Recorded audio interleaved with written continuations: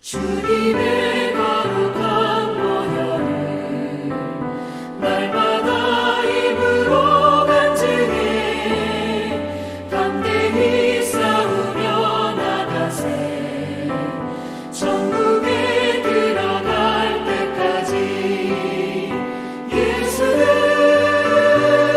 우리를 깨끗게 하시는 주시니 그의 피 우리를 눈보다 더 희게 하셨네.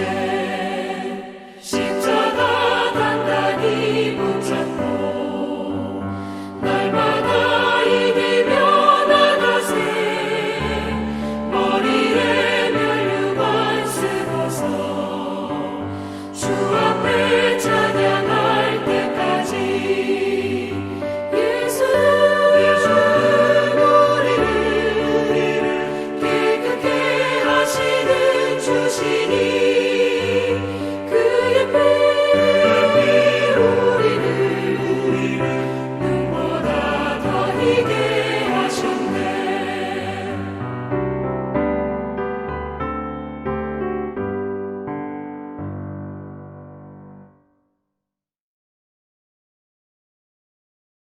하나님 아버지 감사합니다. 이 시간 수요 예배를 통해 함께 하시니 감사드립니다. 사순절을 맞이하여 하나님께 더 나아가길 원합니다. 우리의 삶이 주님 앞에서 온전하여지도록 인도하여 주시옵소서. 코로나 시국에 힘들고 두려움이 많을지라도 불평, 불만, 원망하지 않고 주님의 말씀과 기도로 이겨낼 수 있는 힘을 허락하여 주시고 죄 많은 우리의 연약함과 나약함을 긍휼히 불쌍히 여겨 주시옵소서.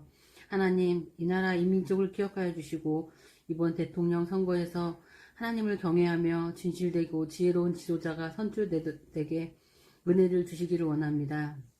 러시아의 침략으로 전쟁 중인 우크라이나를 불쌍히 여겨주시고 나라의 평안함과 안전을 위해 하나님께서 함께 하실 줄 믿습니다. 하루속히 전쟁이 멈추도록 푸틴 대통령의 마음을 하나님의 은혜로 채워주시옵소서. 모든 것이 하나님의 은혜입니다. 내 하나님이 돌보아 주시는 이 땅에서 태초부터 연말까지 내 하나님의 눈이 함께 하실 줄 믿습니다. 고난과 한난과 두려움과 고통 속에서 반석 같은 굳건한 믿음을 허락하셔서 말씀과 기도로 이겨내며 모든 영광이 하나님께 드려지기를 원합니다. 우리를 붙잡아 주시고 하나님의 뜻과 계획 가운데 인도하심을 구하며 이 모든 말씀 예수님 이름으로 기도드립니다. 아멘. 오늘 온라인 예배에 참석하신 여러분들 주 예수 그리스도의 이름으로 환영하고 축복합니다. 하나님께서 예비하시고 준비하시는 하나님의 은혜와 평강이 여러분과 여러분의 삶과 그 가정 가운데 충만하게 임하시기를 주 예수 그리스도의 이름으로 축복합니다. 아멘. 오늘 요한복음 말씀을 보겠습니다. 오늘 요한복음 말씀은 요한복음 7장의 말씀입니다. 요한복음 7장 10절부터 24절까지의 말씀을 가지고 우리가 하나님께서 허락하셨던 은혜의 말씀들 나눌 수 있도록 하겠습니다. 7장 10절에 보면 그 형제들이 명절에 올라간 후에 자기도 올라가시되 나타내지 않고 은밀히 가시니라 이렇게 되어 있습니다. 이 배경은 어떻게 되냐 하면 오병의 기적이 있었습니다. 그리고 사람들이 우르르 왔다가 예수님께서 생명의 떡을 먹어라 이렇게 말씀하시고 또 여러 가지 영의 비밀을 이야기하셨을 때 많은 사람들이 또 떠나가고 흩어져 버렸습니다. 그러다가 예수님의 형제들도 찾아왔습니다. 이제 예수님이 상당히 유명하게 되신 겁니다. 그래서 예수님 형제들이 찾아와가지고 좀 이게 뭐냐? 지금 상황이 어떻게 된 거냐? 도대체 넌 누구냐? 이런 갈등들이 있습니다.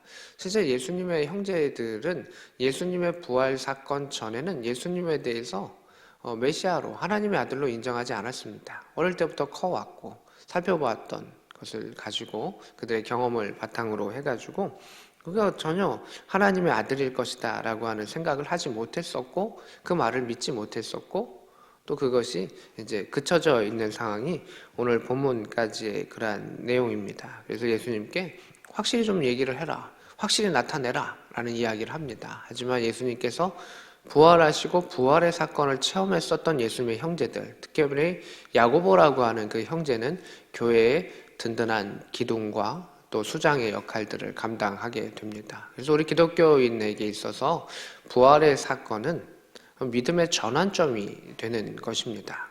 10년, 20년, 30년을 예수님과 같이 있는다고 해가지고 예수님을 구주로 믿는 것이 아니다라는 것입니다. 같이 자랐던 그 수많은 시간을 함께 했었던 형제들조차도 그것을 믿지 못했지만 부활의 사건, 십자가의 그 사건을 경험했기에 그들은 그것을 받아들일 수 있었다라고 하는 것입니다. 오늘도 우리의 삶 가운데 예수 그리스도의 부활의 사건이 믿음 가운데 체험되고 성령의 은혜 가운데 확신이 되는 역사가 있기를 소망합니다.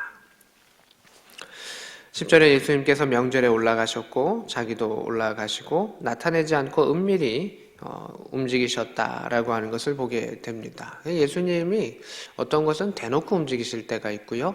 또 어떨 때는 조용히 움직이실 때가 있습니다. 그것은 하나님께서 본인에게 계획하신 시간, 때에 의해서 움직이셨다라고 하는 것입니다. 특별히 자신을 숨기시려고, 특별히 자신을 나타내시려고 했던 것이 아니라 계획 속에서 움직이셨다라고 하는 것을 우리가 조금 더 주목해 보아야 합니다. 11절에 명절 중에 유대인들이 예수님을 찾으면서 어디 있느냐 이렇게 합니다. 이 유대인이 예수님 찾았던 것은 예수님이 지금 슈퍼스타인 거죠. 갈등의 요인이기도 하고 사람들의 관심의 요인이기도 합니다. 궁금해하는 사람들이 많았던 겁니다. 예수님을 사람들이 찾는 것이었습니다. 근데 예수님은 이렇게 찾는 자신을 찾는 것을 싫어하셨던 것 같습니다. 잘 나타내시지 않습니다. 그저 그냥 세상의 관심에 의해서 자신을 찾아오는 이들에 대해서 주님은 에너지를 많이 소모하지 않으셨습니다. 정말 불쌍한 사람들, 그들이 찾아왔을 때는 그들을 긍휼하게 대하셨고 또 하나님의 명령과 계획에 의해서 돌파하려고 하셨을 때는 그 일들을 행하셨지만 그저 가십에 의해서, 호기심에 의해서 자신의 그런 만족을 위해서 찾아오는 이들에게는 주님이 자신을 명확히 드러내지 않으셨다라고 하는 것도 보게 됩니다. 12절에 사람들은 무리에서 이야기합니다. 무리 가운데 이야기합니다. 수군거림이 있습니다. 이 사람은 좋은 사람이다. 이 사람은 지금 미혹해하는 사람이다 라고 이야기하는 겁니다. 예수님은 좋은 사람이다 라고 하는 그 이야기도 듣고 싶어 하시는 것이 아닙니다. 왜? 그것은 본질이 아니기 때문입니다. 사람들의 경우는 나를 잘 몰라도 사람들이 좋은 사람이야 라고 인정해주면 그나마 좋을 겁니다. 그리고 사람들은 갈등을 원하지 않기 때문에 그저 좋은 사람으로 인정받기를 원하는 우리 자신들의 모습을 또 사람들의 본성을 볼 때가 있습니다. 그러나 예수님은 좋은 사람으로 인정받기를 원하신 것이 아닙니다.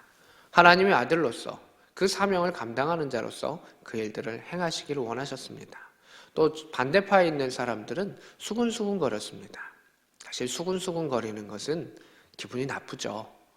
마음이 힘들죠. 또는 불편할 수도 있습니다.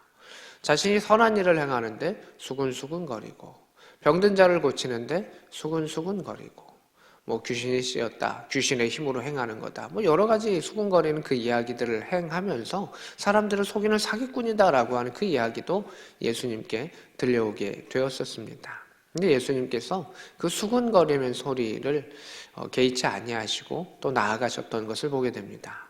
그게 아마 본질이라고 하는 것을 충만하게 가지시는 이의 장점인 것 같습니다. 세상의 사람들이 손가락질하면서 야, 너 가짜야 라고 이야기하는데 진정한 진짜는 내가 진짜입니다 라고 말하지 않으셔도 그가 행하시는 그 일들을 통해서 그의 본질을 통해서 그것을 증명하셨던 것을 보게 됩니다. 근데 사람들은 사실 그게 쉽지 않습니다. 수군거리는 이야기 속에서 자기 자신을 변호해야 했었던 그런 상황들이 우리에게는 자주 있게 됩니다. 그러나 사람의 유약함과 연약함 가운데서도 하나님과의 관계성이 우리 가운데 충만해지고 하나님의 은혜가 충만해져 간다면 우리가 이 땅 가운데 우리를 변호해야 되는 일들 또는 수군거리는 일들 가운데 마음 상하게 했던 일들이 많이 줄어들 것이다 라고 생각을 합니다.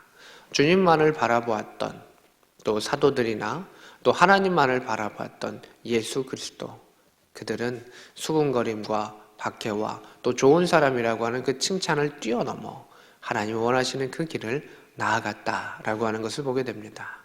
오늘도 이 말씀을 듣는 사랑하는 성도 여러분의 걸음 가운데 세상의 칭찬과 또 자신의 명예와 이익도 중요할 수 있겠지만 수군거림의 이야기들이 우리를 불편하게 하고 발목을 잡는 것 같게 하고 마음을 흐트러지게 할 수도 있지만 주님 주목해 주시는 그 마음으로 부활의 주님을 주목하는 그 마음을 통해서 본질을 찾아가고 하나님 인정하시는 믿음의 사람이 될 수 있기를 소망합니다.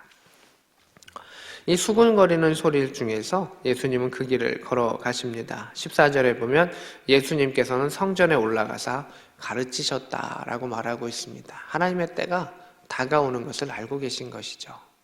수군거리고 그냥 관심 있는 사람들이 웅성웅성 하는데 그 성전에 가서 가르치시는 것이 기분으로 본다면 좋지 않으셨을 수도 있을 것입니다. 그러나 그곳에서 선포해야 하셨고 가르치셔야 하셨습니다.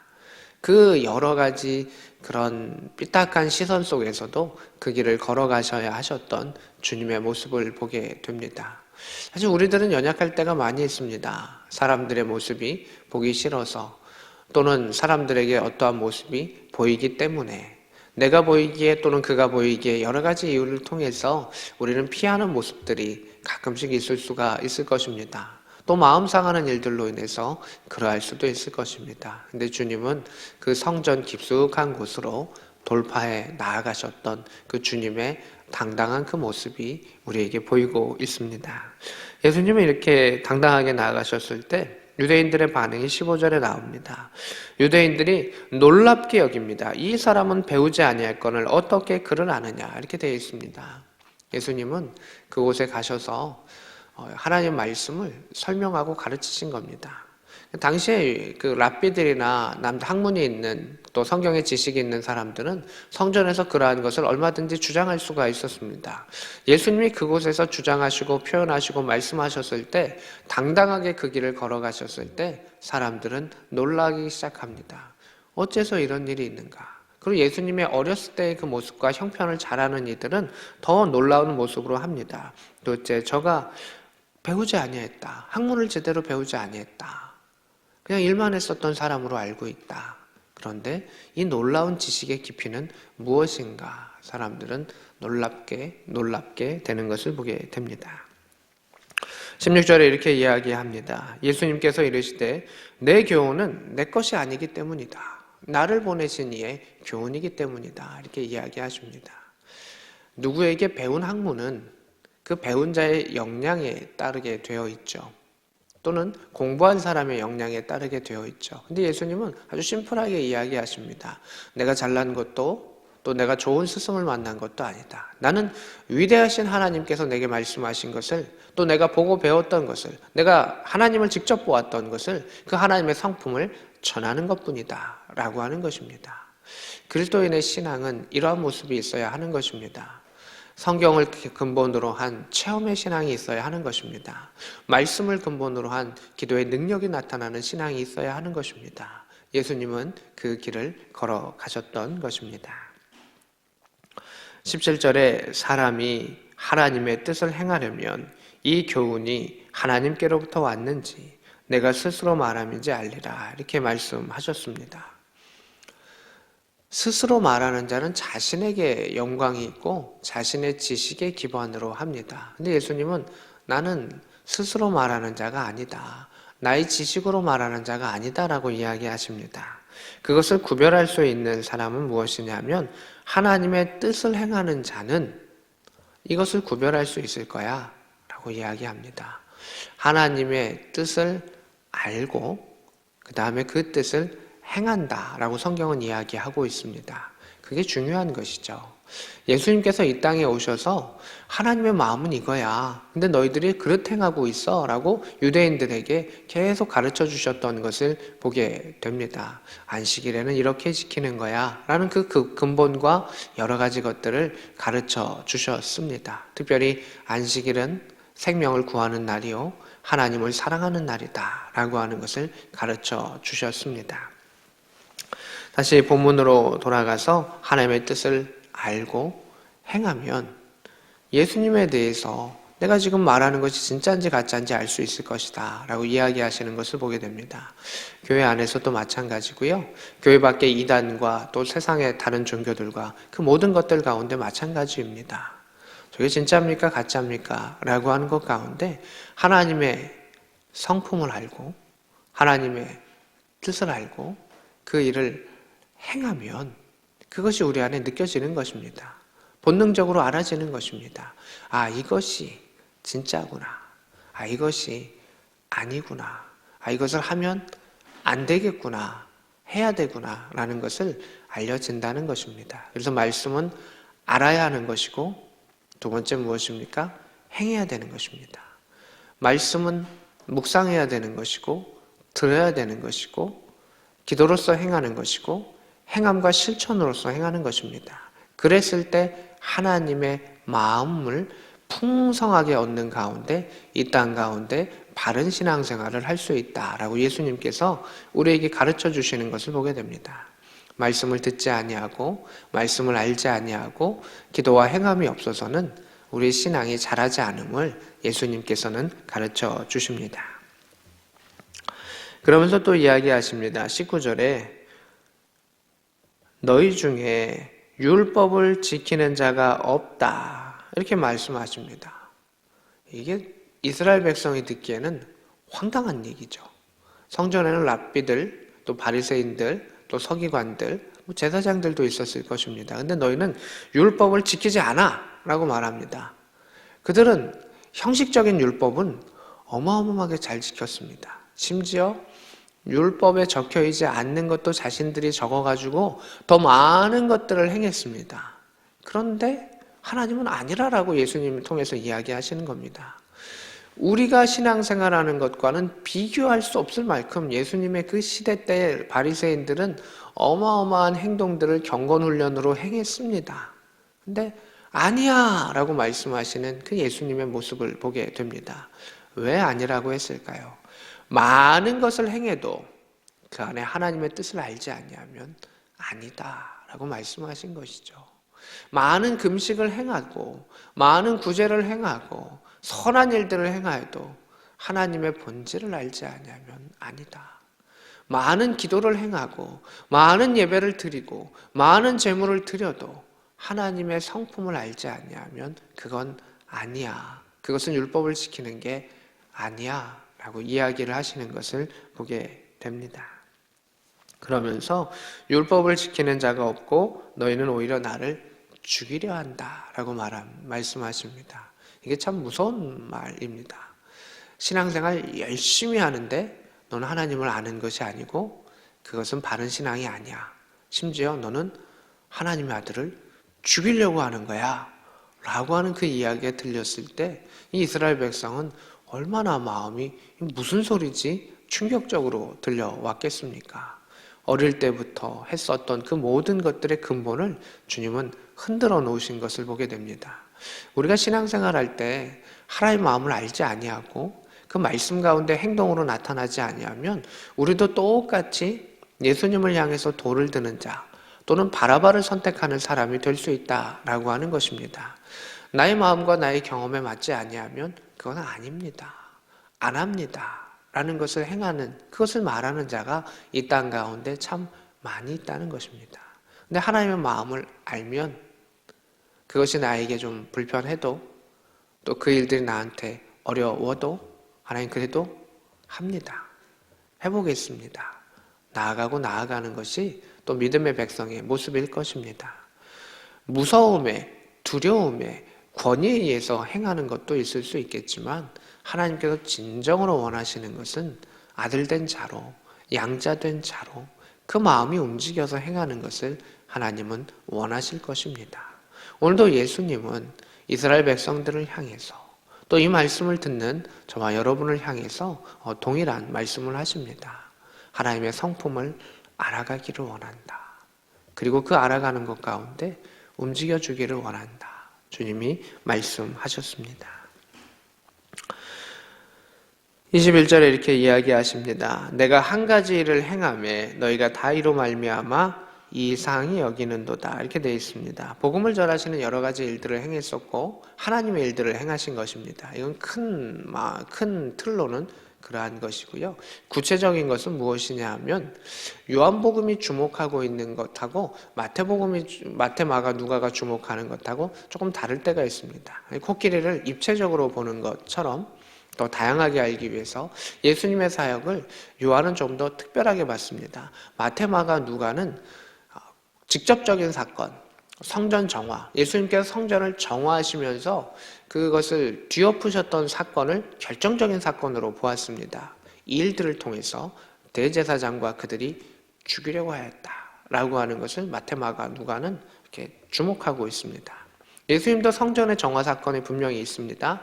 그런데 요한이 주목하고 있었던 대다수의 사람들이 예수님을 마음에 죽이려고 했었던 또는 마음에서 밀어냈던 그 사건을 성전 정화도 있겠지만 요한이 주목했던 사건은 무엇입니까? 베다스다 그 환자입니다. 안식일에 병자를 고치는 거. 그 사건입니다. 그러면서 예수님이 이야기를 하나 더 하셨죠. 선을 행하는 것과 악을 행하는 것, 생명을 살리는 것 어느 게 하나님 마음에 더 옳겠어? 질문하십니다. 그리고 또한 이야기하시죠. 내가 하나님의 아들이기 때문에 아들의 권위로서 그의 죄를 용서하고 또 그를 치유하고 회복한다 라는 것을 말씀하시는 것을 보게 됩니다. 그 베데스다 병자의 치유함은 놀라운 일입니다. 뭐냐 하면 그가 살려주세요, 도와주세요, 당신 그리스도입니다 말하지 않았습니다. 그럼에도 불구하고 그에게 치유함과 구원을 먼저 주셨습니다. 그리고 나중에 예수님께서 자신을 밝히신 겁니다. 우리의 구원도 마찬가지입니다. 우리가 주님 고백하기 이전에 주님은 우리를 위해서 죽으셨고요. 주님께서는 부활하셨고 우리를 양자 삼아 주셨습니다. 너가 이거를 믿니? 너가 이것을 믿고 나를 찾아오니? 너는 내 아들이야 라고 이미 말씀하셨습니다. 내가 선한 일을 행하기 전, 내가 죄를 고백하기 그 전에 주님은 이미 우리에게 이 선물을 주셨다는 것입니다. 그 놀라운 사건이 그 징표가 이 베데스다 그 환자의 그 사건입니다. 근데 사람들은 이게 싫은 겁니다. 당신이 어떻게 하나님의 아들이냐? 갈릴리에 있는 사람이지 아니하느냐? 왜 당신이 하나님의 아들이고 진짜라고 이야기하고 하나님과 동급으로 여기느냐라는 것입니다. 그들은 싫은 겁니다. 하나님의 아들이라고 말하는 것도 싫은데 아들이라고 말하면서 자꾸 동급인 것처럼 이야기하니까 더 싫은 겁니다. 근데 예수님은 분명하게 이야기하십니다. 내가 아들이다.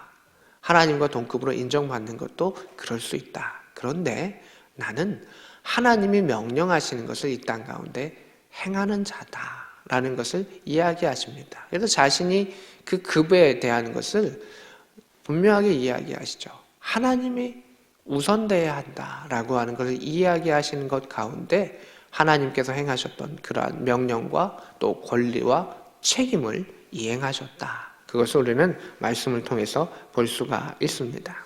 그게 이제 뒷부분에 나오는 것이죠. 23절에 모세 율법을 범하지 않으려 하려고 사람이 안식일에도 할례를 받는 일이 있거든. 내가 안식일에 사람의 전신을 건전하게 한 것으로 너희가 내게 노여워하느냐라고 이야기합니다. 안식일에 생명을 살리고 하나님의 말씀대로 살고 예배드리는 것이 옳은 일인데 생명을 살리고 그 사람을 깨끗게 한 일들이 과연 너희가 나에게 노여워야 할 일이고 나를 죽이려고 해야 될 일이고 분노해야 되는 그런 상황이냐라는 그 질문을 하시는 것을 보게 됩니다. 그래서 너희가 나를 죽이려 한다라고 하는 그 상황 속에서 이스라엘 백성 전반적으로 불편해했었던 그 사건을 예수님은 이렇게 꼬집어서 이야기하시고 또 요한복음에서는 이 사건을 더 주목했던 것을 보게 됩니다. 24절에 예수님이 이야기하시는 게 외모로 판단하지 말아라. 공의롭게 판단하라. 이야기하시는 것을 보게 됩니다. 이 외모는 여러 가지 것이 있겠죠. 예수님의 출신 어떠합니까? 갈릴리, 나사렛. 예수님이 약간 사투리를 쓰셨을 수도 있습니다. 예루살렘의 표준어가 아니라 그 갈릴리의 투박한 발음을 사용하셨을 수도 있습니다. 그럼 사람들이 생각하죠. 도시의 말을 행하지 아니하고 유창하고 기름진 말을 행하지 아니하고 투박하게 하는 그 예수님을 향해서 너 뭐냐? 갈릴리에 가난한 자들이 많이 있는데 가난한 자들 속에서 온 그 목수였던 그 형제들 역시 무식하고 또 잘 배우지 못하고 가난했었던 것을 알고 있는데 도대체 넌 뭐냐? 예수님의 외모가 아주 건장하거나 사람으로 딱 봤을 때도 이 사람 정말 왕이요, 장수요, 장군이요 이러한 모습에 그런 모습이 아니었을 가능성이 높다는 것입니다. 그냥 지극히 평범했거나 오히려 오해받을 수 있는 예수님의 모습일 수 있다라고 하는 것을 보게 됩니다. 이사야는 예언합니다. 그는 지극히 연한 순과 같음을, 흠모할 만한 모습이 없음을 이야기합니다. 왜 하나님께서 예수님을 그렇게 보내셨을까요? 평범한 모습으로 보내셨을까요? 그것은 그릇이 중요한 것이 아니라 그 안에 들어있는 보물이 중요하기 때문이었습니다. 사도 바울도 그것을 이야기하지 않습니까? 우리는 질그릇과 같다. 그 안에 하나님의 보물을 가진 자다. 예수님께서도 하나님의 뜻, 하나님의 의지를 가지면서 이 땅에 질그릇과 같은 자로 연약한 자의 모습으로 오셨다라고 하는 것입니다. 그래서 예수님의 사역을 보면 막 힘차게 행하신 것 같지만 피곤하시고 지치시고 우시고 또 같이 먹으시고 행하셨던 그런 모든 모습들이 이러한 하나님의 계획 속에 있다라고 하는 것을 보게 됩니다. 그래서 외모로 판단하지 말라라고 하는 것 속에 너의 편견, 너의 경험, 그것으로 판단해서는 안 된다. 하나님의 말씀, 그 본질을 가지고 보아야 한다라고 하는 것입니다. 공의롭게 판단하라. 공의란 무엇입니까? 정의란 또한 무엇입니까? 세상이 말하는 공의와 정의는 법적인 것이 있고 사람의 이익에 대한 부분이 있을 것입니다. 그러나 성경이 말하고 있는 공의는 간단합니다. 하나님의 뜻, 외모로 보지 마라. 너의 상황으로 보지 마라. 너의 경험으로 보지 마라. 하나님의 뜻이 어디 있는지를 살펴라 라고 말씀하십니다. 하나님의 비밀이 이 안에 있는 것이죠. 군대라고 하는 것에는 지휘관의 의도라고 하는 것이 참 중요하더라고요. 그것을 이루기 위해서 많은 사람들이 노력을 합니다. 그래야 전쟁에 한 마음으로 이길 수 있다라고 하는 것을 가지고 있습니다. 성경 안에서도 마찬가지죠. 하나님의 뜻을 아는 가운데 하나님이 가시는 방향으로 함께 가는 것. 그것이 바로 하나님 나라의 백성이고 믿음의 공동체인 것입니다. 그 방향을 걸어가면서 우리 개인의 자유도 허락하시면서 함께 걸어가자라는 것을 주님이 직접 우리에게 보여주셨고 우리 권면하시는 것을 보게 됩니다. 사랑하는 성도 여러분, 우리는 여러 가지 신앙의 경험 속에서 살아갑니다. 그렇지만 이 말씀을 통해서 하나님의 성품을 알아가고 기도하는 것 가운데 기도의 응답을 받으면서 하나하나 체험해 나아가는 것이 얼마나 소중한 일인가라고 하는 것을 보게 됩니다. 군대교회는 다양한 목사님 또 다양한 성도들이 섞여 있습니다.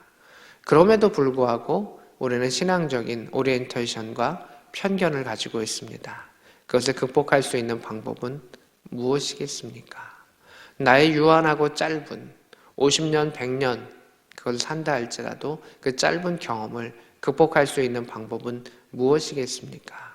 하나님의 뜻이 무엇인지 알고 행하라 라고 말씀하셨습니다. 말씀을 묵상하는 것이 참으로 중요합니다. 기도하는 것이 참으로 중요합니다. 그것을 삶 속에 이루어내가는 것이 중요합니다. 나의 뜻과 다른 것을 하나님 안에서 이루어가는 것이 중요하다라고 하는 것이 필요합니다. 나는 그리스도인입니다. 나는 그리스도인입니다. 라고 외치는 것으로 그리스도인이 되었던 것이 아니라 그리스도인들은 말씀을 품고 그 말씀 가운데 생활하는 것을 바라보면서 세상이 우리를 향하여 당신은 그리스도인입니다. 당신은 기독교인입니다. 라고 이야기해 주었습니다. 오늘날 나는 교회 다닙니다. 라고 외치는 그것뿐만이 아니라 우리의 삶 속에 하나님의 마음을 품고 하나님의 뜻을 삶 가운데 행하며 나아가는 것을 통해서 우리가 하나님의 백성인 것을, 하나님의 아들인 것을, 하나님의 자녀인 것을 널리 전하며 그리스도인으로서의 기쁨을 누릴 수 있는 복된 저와 여러분 될 수 있기를 우리 구주 예수 그리스도의 이름으로 축복합니다. 아멘. 오늘 말씀을 생각하면서 우리 다시금 기도하기를 원합니다. 하나님, 하나의 말씀을 온전히 알아가게 하소서. 말씀을 읽게 하시고 묵상하게 하시고 그것을 내 안에 받아들이게 하여 주셔서 하나님을 알아가는 것으로 우리의 삶의 실천과 또 삶으로 나타나는 그러한 믿음의 능력들이 있게 하여 주시옵소서. 함께 기도하겠습니다. 하나님 아버지, 하나님께서 우리의 삶 가운데 인도하여 주시기를 원합니다. 하나님의 뜻과 계획 가운데 살아갈 수 있기를 원합니다. 세상 가운데 우리는 너무나 많은 계획들을 가지고 살아가고 자신의 뜻을 가지고 살아가고 자신의 시간 속에 살아가오나 이제 하나님의 크신 계획과 하나님의 인도하심 속에서 광야의 길을, 인생의 길을, 나그네의 길을 걸어가게 하여 주셔서 하나님 뜻하신 바를 이루어갈 수 있도록 도와주시고 하나님의 은혜와 평강 가운데 있기를 원합니다. 하나님 기도의 자로 서게 하여 주시고 말씀을 아는 자로 서게 하여 주셔서 무늬만 그리스도인이 되지 않게 하시고 또한 내 안에 나의 계획으로 가득 찬 나의 경험으로 가득 찬 자가 되지 아니하게 하시고 말씀의 비밀을 품은 자로 하나님의 비밀을 품은 자로 믿음 안에 나아갈 수 있도록 주여 역사하여 주시고 치유하여 주시고 회복하여 주시옵소서.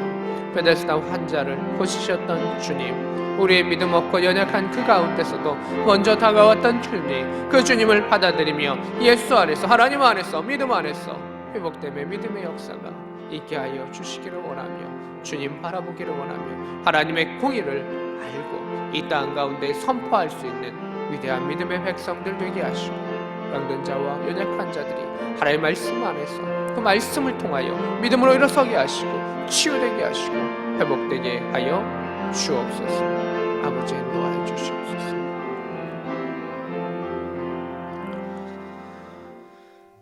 하나님, 말씀을 통해서 예수를 알아가게 하시고 예수님을 알아감을 통해서 위대하시고 우리를 사랑하신 아버지 하나님을 알아가게 하여 주옵소서. 하나님의 뜻을, 말씀의 본질을 묵상하는 가운데 알아가게 하시고 말씀을 행함을 통해서 머리로서 행하는 것이 아니라 온 몸으로서 영혼과 육으로서 그 말씀을 받아들이며 나아갈 수 있는 믿음의 실천자들이 되게 하여 주시옵소서. 이 땅 가운데 사람들은 많은 계획과 사람의 달력 속에서 살아가는데 하나님의 위대하신 계획 속에서 살아갈 수 있는 우리의 삶이 되게 하여 주시옵소서. 연약한 자와 병든 자를 위해 기도합니다. 코로나 시대 가운데 하나님께 간구하오니 우리의 연약함들을 치유하여 주시고 믿음 안에서 하나님의 뜻과 본질을 알아갈 수 있는 그 시간들이 되게 하여 주시옵소서. 하나님, 하나님께서 지키시는 나라와 부대와 교회와 가정과 개인이 되게 하여 주시옵시고 하나님을 알아감으로 우리의 마음속에 진정한 믿음의 당당함이 생길 수 있게 하여 주셔서 교만의 껍질은 부서지게 하여 주시고 또한 하나님의 은혜 가운데 아름답고 정결하게 쌓아갈 수 있는 정금과 같은 우리의 마음과 입술이 되게 하여 주시옵소서. 지금은 우리 구주 예수 그리스도의 크신 은혜와 하나님 우리 아버지의 지극하신 사랑하심과 성령 하나님의 감동 역사 교통하심이 오늘 말씀과 함께하는 주의 백성들 머리 위에 그들의 가정 위에 지금부터 영원히 함께 있기를 간절히 축원하옵나이다. 아멘.